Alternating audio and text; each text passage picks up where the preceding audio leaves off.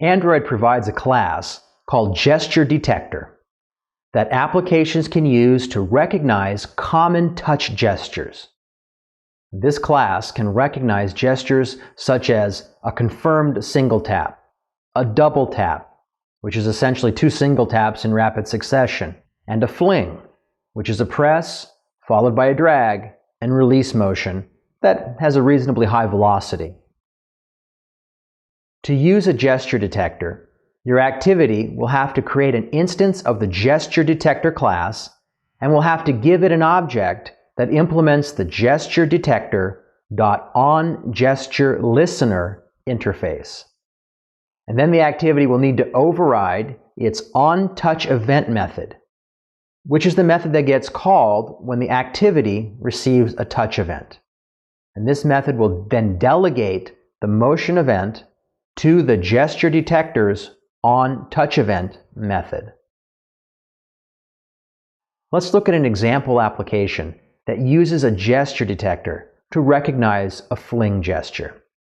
Now, this application is called Touch Gesture View Flipper. And when it starts, it presents a text view that displays a number. If the user performs a right-to-left fling gesture, then the text view will scroll off the left side of the screen. And while it does it, a new text view displaying a new number will scroll in behind it from the right. Let's see that application in action. Now I'll start up the Touch Gesture View Flipper application. When it starts up, the screen shows a text view displaying the number 0.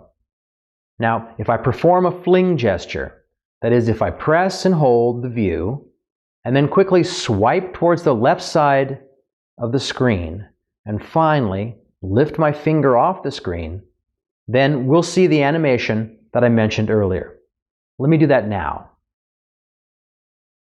And as you can see, the text view with the number 0 slid off the screen, going towards the left, and a new text view displaying the number 1 slid into the screen from the right. Let me do that a few more times. And notice that this gesture only works if I swipe from right to left. If I try it in the other direction, nothing will happen.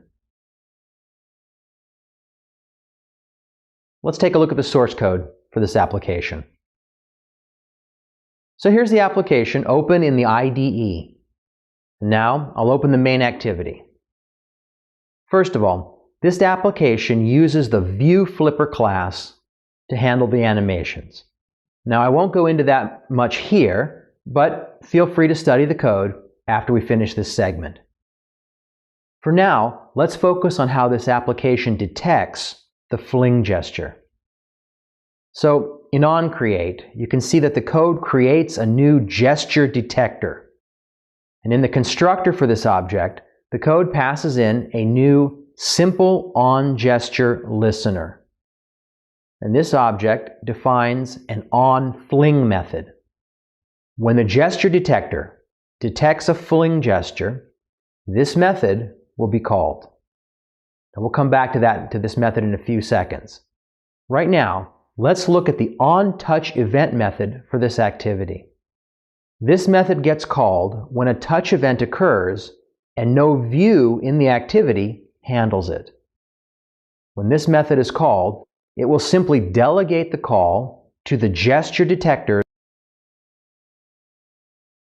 If the gesture detector eventually decides that it has seen a complete fling gesture, the onFling method that I just showed you will be called.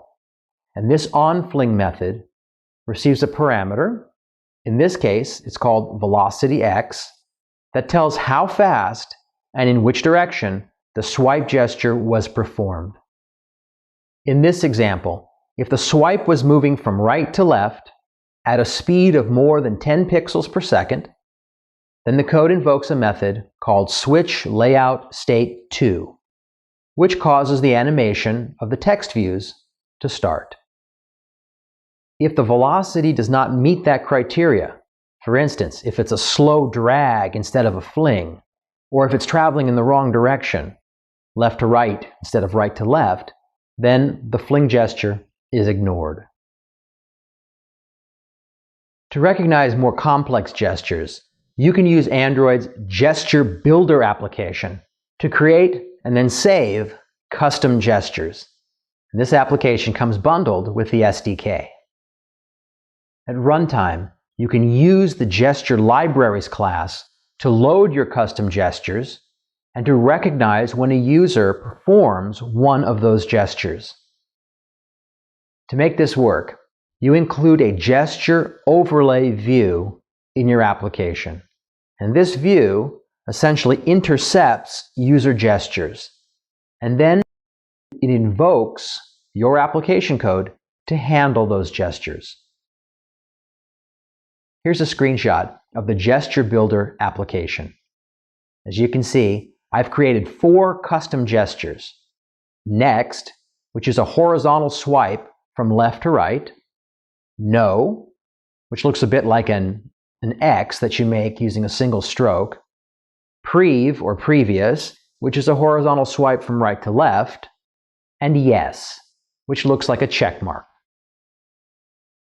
On the emulator, Gesture Builder saves your custom gestures to a file called /mount/SD-card/gestures.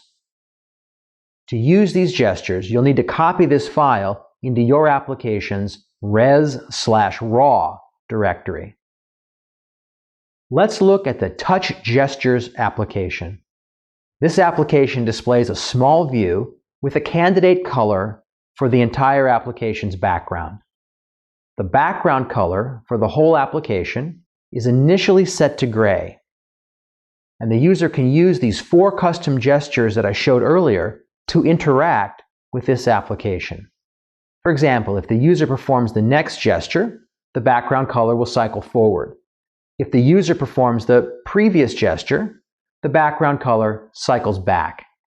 If the user performs the yes gesture, the application sets the whole application's background to the current color. And if the user performs the no gesture, the application's background color is reset to gray. Let's see the running application. So here's my device. Now I'll start up the Touch Gestures application. And when it starts up, the application's background is generally gray, but there's a colored square in the middle of the screen. If I swipe the screen from left to right, the color of that square in the middle changes. And if I do it again, the color changes again. And I can go back to the previous color by swiping, this time from right to left instead of left to right. If I decide that I like the current color, I can perform the yes gesture like so. And as you see, the whole application now has a background of that color. But if I change my mind, I can perform the no gesture like so. And as you can see, the application's background goes back to its initial gray, the colored square reappears in the middle of the layout, and I can keep issuing gestures to look at new candidate colors. Let's take a look at the source code for this application. Here's the application open in the IDE. And now I'll open the main activity. And you notice that this activity implements the onGesturePerformedListener interface, which means that it provides an onGesturePerformed method. In onCreate, the code gets a reference to the frame layout, which it stores in a variable called mFrame. And this is where the candidate background colors appear. The code also gets a reference to a relative layout, which it stores in a variable called mLayout. And this is the layout for the entire application. Now here's the code that reads the gestures file from the res/raw directory using the gesture libraries from raw resource method. This method returns a gesture library object, and the code then goes on to call the load method for the gesture library. After that, the code finds the gesture overlay view, which is in the layout, and adds the current activity as a listener for gestures that are intercepted by the gesture overlay view. When the gesture overlay view detects a gesture, it calls the onGesturePerformed method shown here. And this method first calls the recognize method, which analyzes the detected gesture and then scores each custom gesture as to how much the detected gesture resembles the custom gestures recorded in the gesture file. And next, the code gets the highest ranked prediction, and then if that prediction has a high enough score, the code carries out the action that is associated with that gesture. And for example, if the gesture was the yes gesture, then the code sets the layout's background color to the current candidate color.